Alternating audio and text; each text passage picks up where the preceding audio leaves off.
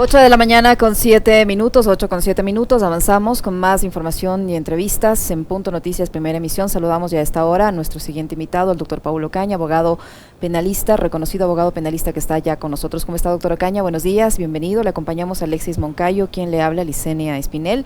Versiones, extracción de información de celulares, pericias de audio, de video, de cámaras de seguridad, experticias de identidad humana, reconocimiento de lugares, cotejamiento de voces son algunas de las diligencias que se realizan para esclarecer la muerte de la joven modelo manabita Naomi Arsental. Es un tema que parecía se iba a cerrar con la versión de un supuesto suicidio, pero finalmente ha tomado otros niveles al conocerse varios elementos que harían presumir que esta versión del suicidio podría no ser cierta.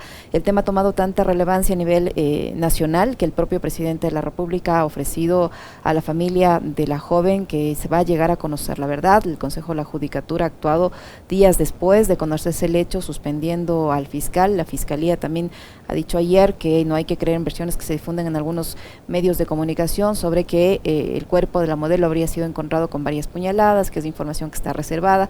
En fin, el caso se ha tornado algo complicado. ¿Cuál es la valoración que usted tiene como penalista, doctor Ocaña, de cómo se ha manejado desde lo jurídico este proceso? Muy buenos días, Licenia y Alexis. Gracias por la invitación y buenos días con todas las personas que nos siguen. Primero, y a manera de introducción, sí es necesario determinar, porque he leído en redes y he escuchado incluso alguna confusión que existe sobre términos legales. ¿A qué me refiero? A que existe el delito de femicidio y existe otro que es el feminicidio. El femicidio es un tipo penal que comete una persona que mata a una mujer a través de una relación de poder. Pero el feminicidio es un delito que es sancionado por la Corte Interamericana de Derechos Humanos a los países cuando no toman las medidas necesarias para proteger o para erradicar la violencia a la mujer. Así sucedió en el caso algodonero versus México, donde México fue sancionado porque, a pesar de tener en su normativa el tipo penal de femicidio, no tomó las medidas necesarias para que no sucedan estos hechos violentos contra la mujer. Eso como primera cosa. Como segundo, si bien es cierto, se está investigando y hay que tener claro también, hay un proceso investigativo que entiendo que está para formulación de cargos, que es sobre violación, y otro muy diferente es que se está siguiendo por este suicidio o presunto femicidio que no se sabe a ciencia cierta hacia dónde nos llevará. Y para ello mismo es el proceso investigativo donde se deberán hacer varias diligencias, varias pericias para establecer la realidad de los hechos. No nos olvidemos que un proceso penal es la verdad histórica, que hay que pasarlo a la verdad procesal para poder establecer qué tipo penal es el que se está investigando y si existe o no existe tipo penal, porque también puede ser que en efecto exista un suicidio y ahí quedaría la investigación. Ahora bien, nosotros hemos visto videos y hemos visto incluso chats en redes sociales, pero eso, créanme y déjenme decirles, esto más bien perjudica la investigación. ¿En qué sentido? Que si bien es cierto, toda la sociedad conocemos de los posibles hechos que se han suscitado, pero en la parte procesal eso invalida. ¿En qué sentido? Este video, o todas las pruebas, perdón, deben tener varios principios. Dentro de esos principios está el de originalidad y autenticidad. ¿Qué quiere decir eso? Que ese video y esos chats deberían estar en el proceso investigativo para, en función de ello, tener ya un nexo causal hacia dónde se va a dirigir la investigación. Pero si estos los tenemos en redes sociales, más bien nulitan ya estas como elementos probatorios. Hola, doctor, ¿cómo le va? Qué gusto saludarle.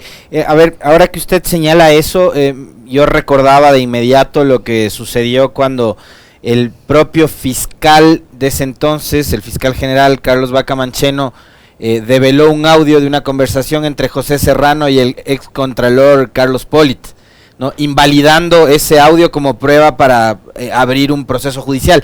Es decir, en este caso, el video que ha circulado en redes sociales ahorita ya no sería una prueba dentro del supuesto caso de agresión sexual o agresión física en contra de la señorita Arcentales. A ver, debemos tener en cuenta que todos los elementos de convicción que constan en un proceso penal deben entrar en cadena de custodia. Exacto. En el caso específico, en esto del video, lo que se debió hacer es Fiscalía, a través de la Policía Judicial, ir hacia el origen de ese video y con ello llevarlo en cadena de custodia para que posterior a ello sea explotado, sea sacada la información y eso ya conste dentro del proceso. Si es que no se hizo eso, ya pierde su principio de autenticidad y originalidad, y es decir, ya no se le puede tomar como un elemento probatorio básico o directo dentro de un proceso penal. Posiblemente constituiría nada más una prueba indiciaria, pero ya no una prueba directa y eficaz que se le va a tomar dentro de un proceso penal. Ahí, por ejemplo, a ver, yo me pongo a pensar en lo que se ha dicho y en lo que ha sucedido a partir de que se informó a la ciudadanía sobre el hallazgo del cuerpo de Naomi Arzentales. Entonces, cuando encuentran el cuerpo, lo primero que se devela es suicidio. Después empiezan a aparecer chats y la agresión en público de este sujeto contra Naomi, y ahí uno, digamos, o la sociedad en general que empezó a comentar en redes sociales dijo, a ver, esto no parece que es suicidio, sino que aquí hay algo más. Entonces, si no se hubiera revelado quizás de ese video, nosotros nos hubiéramos quedado con la teoría de que la chica finalmente sí se suicidó, ¿no? Pero ahora ya hay esa presunción de que probablemente pudo haber otra causal o otro motivo que ocasionó la muerte de Naomi. Por supuesto, pero es que todos los elementos probatorios deben estar dentro de un proceso, no mediáticamente. Si bien es cierto, ha ayudado en la parte mediática para un poco hacer presión para que se investigue en la debida forma, pero lo correcto, lo óptimo que se debió hacer en esto es que la familia, al tener o conocer de dichos videos, indicar a su abogado para que su abogado a la vez pida a la fiscalía y con eso ya constituyan un elemento probatorio dentro de una cadena de custodia que va a servir como elemento de cargo. Ahora, doctor, seguramente es la desconfianza también que hay en la familia de que a nivel judicial el caso se investigue y que no se quede con la versión que ha dado inicialmente la Fiscalía en un proceso considerado por la familia de Naomi como muy acelerado, una versión del suicidio, y se trató de dejar el tema hasta allí.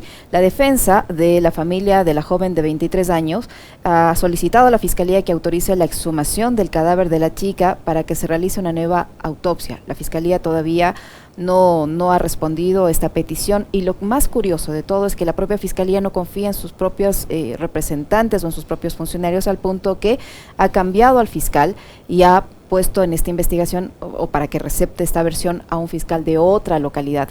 Entonces, ante toda esta serie de dudas, ¿qué procede? Ok, no olvidemos que en un caso también muy conocido sobre una violación y muerte, en el caso Carolina, también sucedió algo similar donde existía una autopsia donde se indicaba que era una muerte natural cuando había sido lo contrario, una muerte violenta. Lamentablemente tenemos estos tipos de peritajes o de elementos probatorios que muchas veces podrían causar cierta confusión, y por ello es que entiendo que el doctor García, como abogado de la familia, está pidiendo la exhumación del cadáver para mirar ahí a través de la pericia si en efecto existen algunos elementos que no conduzcan a un suicidio, sino a un posible asesinato o un posible femicidio. Solo cuando se realice dicho peritaje podremos tener claro qué camino debe tomar la investigación, si termina ahí por un supuesto suicidio o en su defecto si es que existieran algunos elementos que van a arrojar el cuerpo. No nos olvidemos que esa es la parte principal en el tema probatorio, que lamentablemente el cuerpo de la chica va a arrojar los elementos si es que fue una muerte natural o suicidio o si fue un asesinato. Eso por un lado. Por otro lado, sin duda alguna, y hay que tener claro, y no porque lo diga yo, pero siempre va a existir ese espíritu de cuerpo donde se tiende a proteger a sus compañeros, a sus pares. Y es por esto que en una decisión sensata por parte de la Fiscalía General, entiendo yo que van a pasar o ya han pasado el proceso para que sea investigado en la ciudad de Guayaquil por un fiscal de Guayaquil o una fiscal de Guayaquil. Lo que está diciendo el doctor Luis García, que también persona que está siendo investigada, el doctor Juan Carlos Izquierdo, también vivió en la ciudad de Guayaquil y por lo tanto él pide que más bien este proceso investigativo pase acá a la ciudad de Quito, donde pueda tener una sensación de claridad, de transparencia para poder seguir investigando. Y considero yo que al final del tiempo la fiscal general, la doctora Diana Salazar, tomará en cuenta esa solicitud y posiblemente lo traigan acá. No olvidemos que la doctora Salazar siempre ha sido una de las personas que está en mucho cuidado del tema de los delitos de violencia contra la mujer, que ha estado en cursos o en capacitaciones, en conversaciones incluso con organismos que se protege en la violencia contra la mujer. Considero yo que al final pasará este proceso acá a la ciudad de Quito para que se siga la investigación. Ahora, ¿se conoce el paradero del señor Izquierdo, que fue fiscal en el Carmen Manabí, o no? Entiendo yo por redes sociales que no se conoce el paradero, se dice que ya ha salido del país, no se lo sabe en forma cierta, pero tampoco es que se le pueda pedir una medida cautelar, una medida de prohibición de salida si es que no hay una formulación de cargos. Para que exista en sí las medidas como presentación, prohibición de salida, prohibición de enajenar bienes, necesariamente en materia penal primero debe existir formulación de cargos. Uh-huh.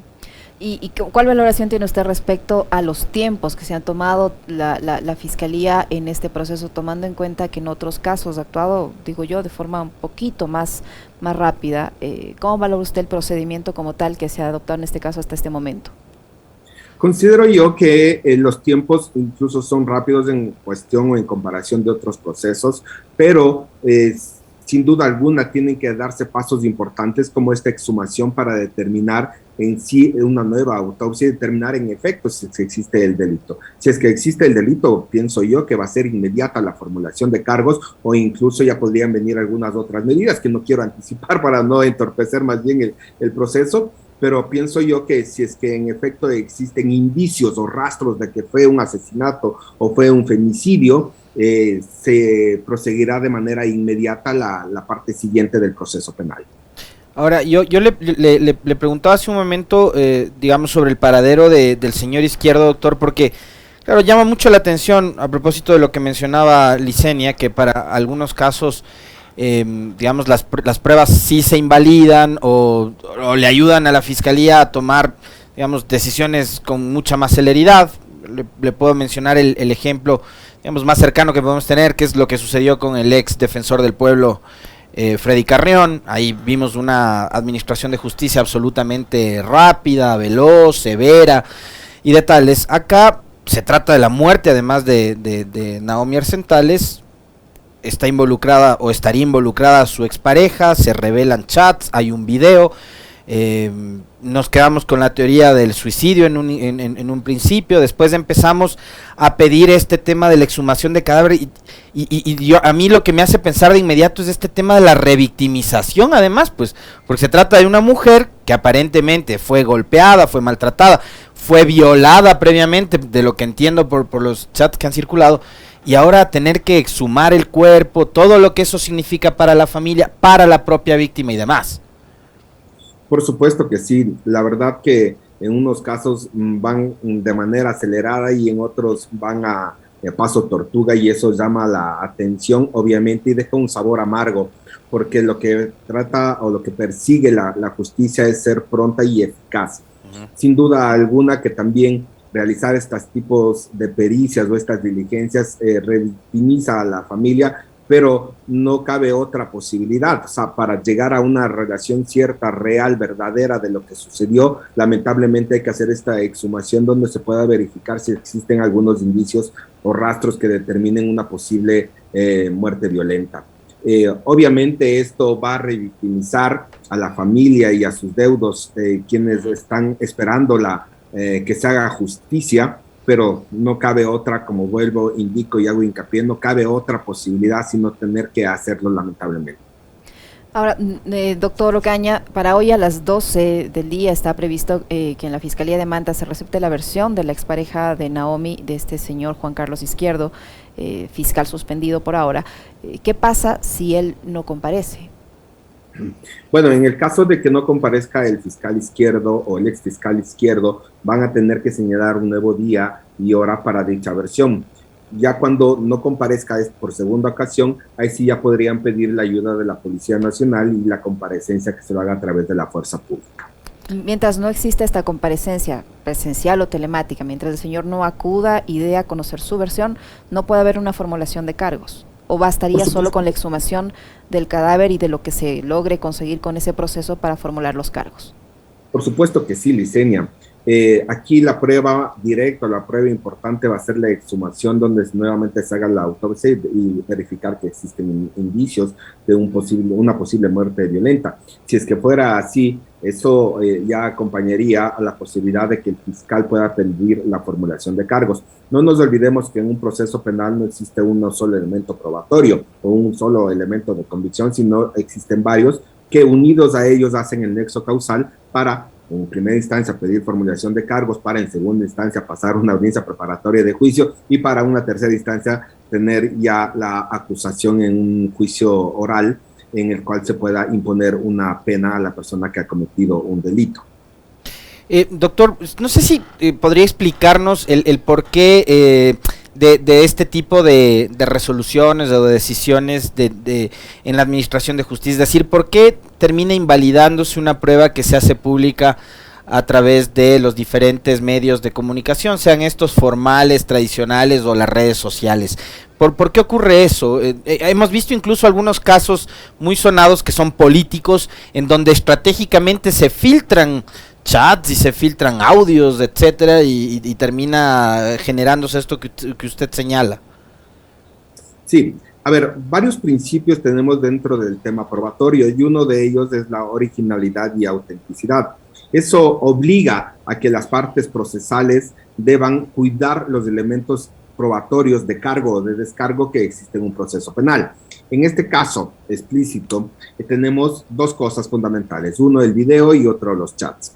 Esos videos y esos chats necesariamente debía haberlos recopilado la Fiscalía a través de la Policía Judicial para que entre en cadena de custodia y con eso se rompa la posibilidad de que después se pueda alegar vicios como la autenticidad y originalidad. Necesariamente estos primeros tienen que entrar en cadena de custodia para que tengan ese principio básico. Si se lo hace al revés, si primero se lo hace mediáticamente o salen en redes sociales o en canales de televisión o demás que existen, eso ya invalida la prueba y los abogados de la defensa por lo general siempre van a pedir esa invalidación de prueba, más allá de que los jueces de tribunal penal o los jueces de juzgamiento lo acepten o no lo acepten estas pruebas, pero en estricto derecho, estas pruebas serían inválidas. Y no nos olvidemos que uno de los casos más sonados y más conocidos, en el que no solo fue, por así decirlo, eficiente y rápida el proceso, sino que también incluso se tomaron en cuenta algunas pruebas que no tenían este carácter de legalidad y de autenticidad, es el caso Sobornos, donde muchos de ellos no tenían ese valor probatorio, que sí tuviéramos, y lo digo con mucho respeto, que si lo tuviéramos un ejercicio de independencia judicial dentro de los procesos, con seguridad todos estos elementos probatorios deberían ser excluidos y no ser parte para que los jueces puedan valorarlo positivo o negativamente.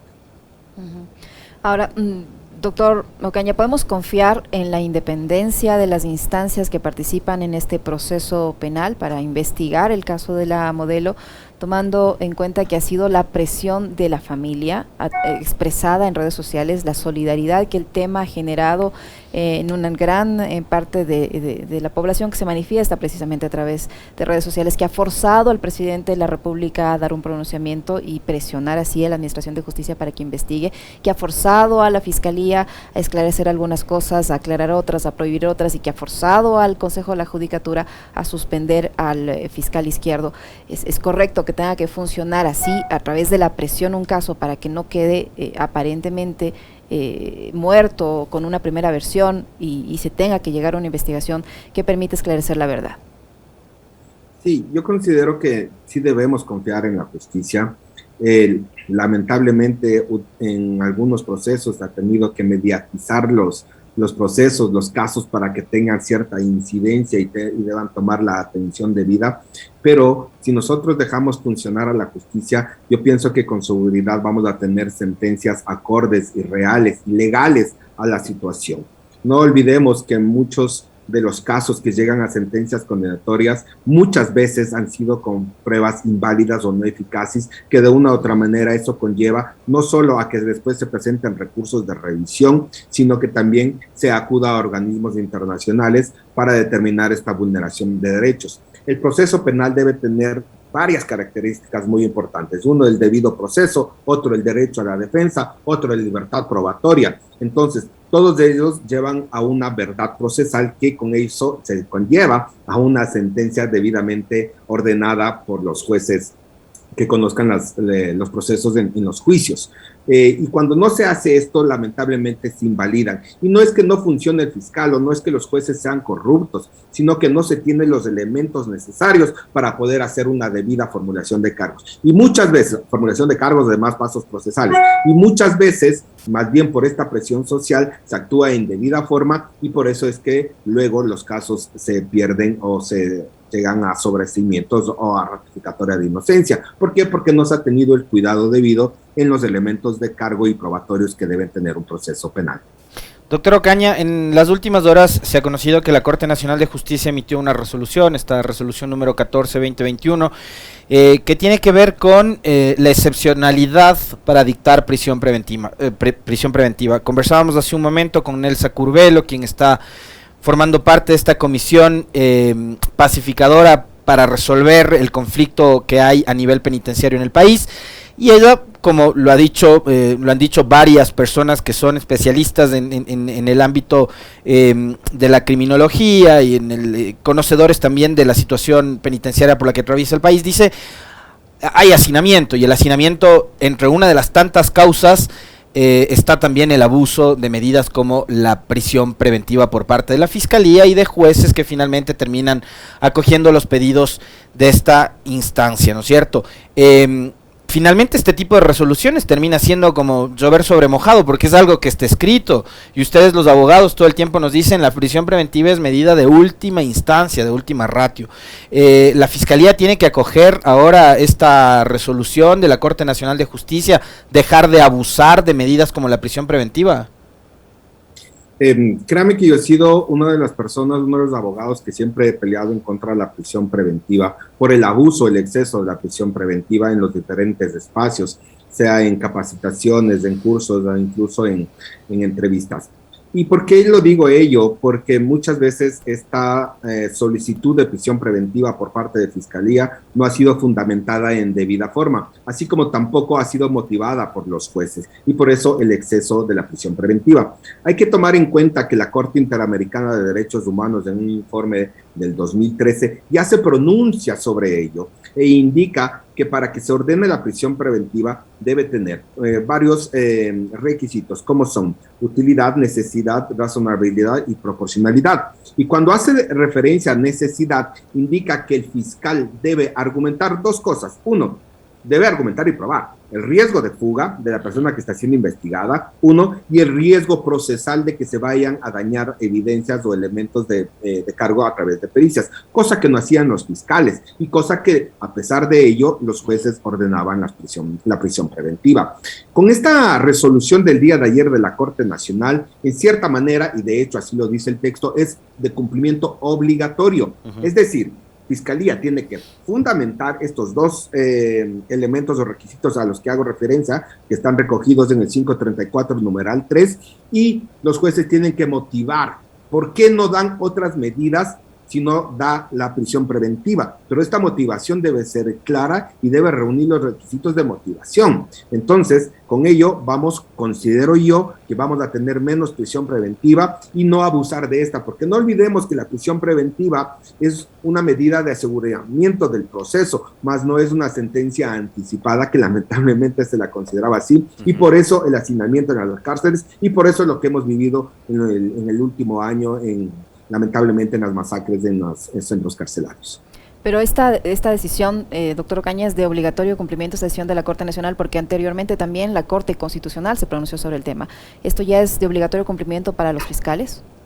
Sí, hay que recordar que la Corte Constitucional hizo referencia a la prisión preventiva desde la parte constitucional, con todos sus ejes que les corresponden. Y el día de ayer la Corte Nacional ya hace en la parte procesal, es decir, cómo se debe actuar y cómo indica esta consulta y cómo le exige que sea de cumplimiento obligatorio para las partes procesales. Estas partes procesales, por lo general son la que pide prisión preventiva, obviamente, es Fiscalía como titular de la acción penal y el juez que la resuelve. Obviamente, los abogados de la defensa tendrán que hacer hincapié en que si reúne o no reúne los requisitos, si es que hay riesgo de fuga o no hay riesgo de fuga, porque en ciertos casos se decía que los investigados están con riesgo de fuga porque estaban frecuentando, porque se acercaban al aeropuerto, cosa que es inusual porque muchas de esas personas viven cerca del aeropuerto de acá de Quito o de la ciudad que sea, y no por eso quiere decir que hay riesgo de fuga, sino que tiene que ser verdaderamente fundamentada, donde haya comprado un tiquete, donde posiblemente si reside en Quito y está viajando a Tulcán, se presume que podría haber ahí sí un riesgo de fuga,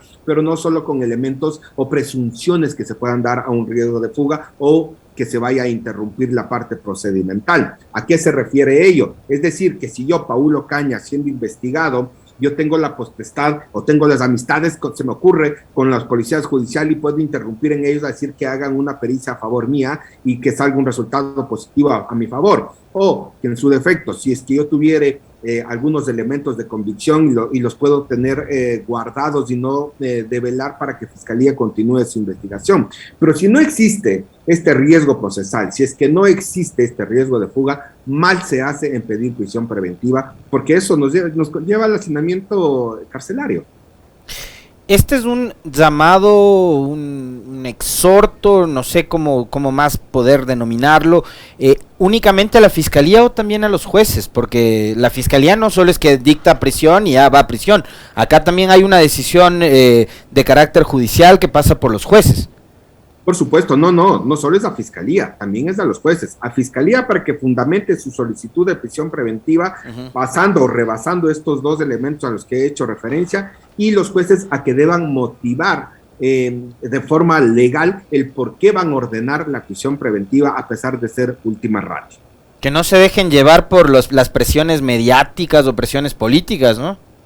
Exactamente, no debería ocurrir eso. Todos en una sociedad, en nuestra sociedad ecuatoriana, todos estamos buscando que se haga justicia, pero el hacer justicia no es sentarse detrás de un computador y emitir un criterio donde sin conocer incluso el caso se pueda dar cierto direccionamiento, cierta presión, sino más bien lo que se busca es que la justicia funcione de la mejor forma, porque solo ahí nos vamos a sentir tranquilos todas las personas de la sociedad o en este caso nosotros que somos muchas veces partes procesales.